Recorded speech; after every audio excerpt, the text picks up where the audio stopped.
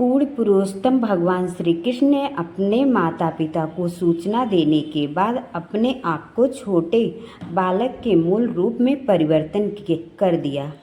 बाढ़ में उफलती हुई यमुना नदी में बालक श्री कृष्ण को ले जाते हुए वासुदेव को पूर्ण पुरुषोत्तम भगवान के एक विस्तार भगवान शेष ने संरक्षण दिया। श्री कृष्ण की दिव्य देह के तेज से सारा अंधकार दूर हो गया, जिससे वासुदेव अपना मार्ग देख सकें। भगवान श्री कृष्ण के पालन पिता नंद महाराज ने अपने नवजात पुत्र के जन्म का उत्सव बड़े उत्साह तथा ऐश्वर्य के साथ मनाया। वह उपस्थित सब लोगों को सफलतापूर्वक से आनंदित हो गए। माता यशोदा श्री कृष्ण के लिए मातृ प्रेम में सदैव निमग्न रहती थी। वे बालक श्री कृष्ण को अपने पर निर्भर समझती थी और एक स्नेही माता की भांति उन्हें खिलाती पिलाती थी। वास्तव में वे हमेशा श्री कृष्ण को अपना प्यारा पुत्र मानती थी। वे उन्हें भगवान के रूप में नहीं समझती थी।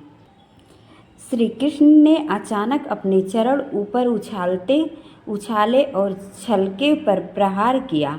यद्यपि उनके चरण नवंकुरित घास जैसे कोमल थे, फिर भी वह छकड़ा जोर से उल्टा गया और उसमें भरे सारे बर्तन बिखर गए।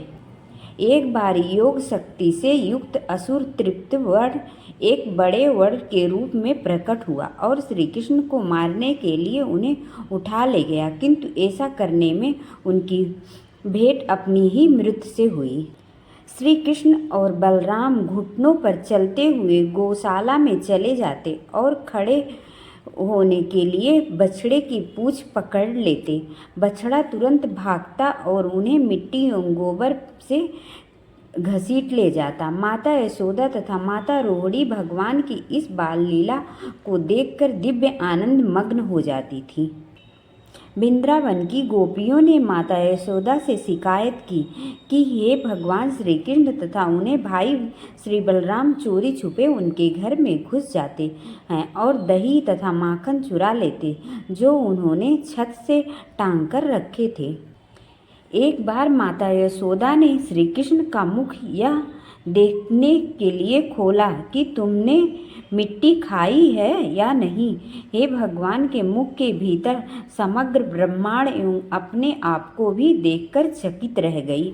माता यशोदा श्री कृष्ण को पकड़ने का प्रयास कर रही थी, जिन्हें महान योगी जन कठोर तपस्या के बाद भी अपने हृदय में नहीं प्राप्त कर सकते हैं, किंतु अपनी शुद्ध भक्ति के कारण उन्होंने श्री कृष्ण को अपने पुत्र के रूप में माना और उनका पीछा किया।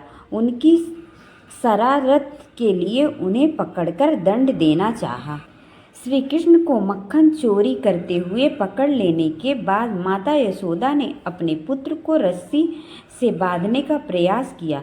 यशोदा ने अपने प्रति प्रकट प्रेम की सराहना करते हुए सर्वशक्ति परमेश्वर श्री कृष्ण ने अपने आप को बांधने दिया। माता यशोदा द्वारा उखल से बांधे गए श्री कृष्ण ने उसे खींचते हुए 2 अर्जुन वृक्षों को गिरा दिया और 2 देवों नलकूवर तथा मणिग्रीव को मुक्त किया, जिन्होंने वृक्ष बनने का श्राप दिया गया था। एक बार एक फल बेचने वाली स्त्री नंद महाराज के घर आई। श्री कृष्ण ने अपनी हथेली में उसे अनाज के कुछ दाने दिए और उसके बदले में उनसे भगवान को टोकरी के सारे फल दे दिए। भगवान ने इसकी टोकरी में रत्न से भर दी। भगवान श्री बलराम तथा ग्वाल बालों के साथ भगवान श्री कृष्ण अपने बंसी बजाते हुए वृंदावन से होकर ले गए। रास्ते में उन्होंने अपनी दिव्य लीलाओं का आनंद लिया। एक बार जब श्री कृष्ण तथा उनके ग्वाल मित्र यमुना नदी के किनारे पर पानी पी रहे थे, तब बासुकी नाग के एक बड़े असुर ने श्री कृष्ण पर हमला किया, जिससे सभी ग्वाल बालों सम्मोहित रह गए। खेल खेल में आघासुर अजगर के मुंह में प्रवेश करते हुए ग्वालवाल समर्थ चिंता रहित थे, क्योंकि उन्हें विश्वास था कि भगवान श्री कृष्ण उनकी रक्षा करेंगे।